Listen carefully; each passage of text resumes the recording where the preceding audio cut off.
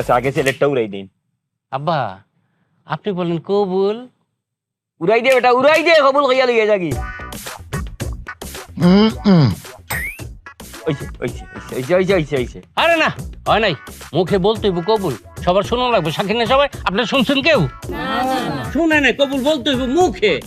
বাবা বলেন কবুল। উড়াই দে বেটা, কবুল। হ্যাঁ, এই দেখি কোন পাল্লাই বললাম আমি। হ্যাঁ আচ্ছা, পোলা কি বোবা নাকি? হ্যাঁ বুবা বললেই তো আমরা তো কোনো জিনিসপত্র কিচ্ছুটা নিছি না, কালি কইছি মেডারে নিয়াম। কি গো ঘটক, কইছি না? ঘটক,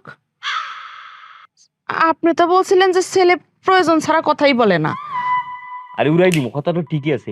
এই ছেলের বাপ দাদার যত সম্পত্তি আছে কোনো কিছু তো প্রয়োজনই নাই। প্রয়োজন যখন নাই তাইলে কথা বলার দরকার কিটা? উড়াই ফেলাই দিব।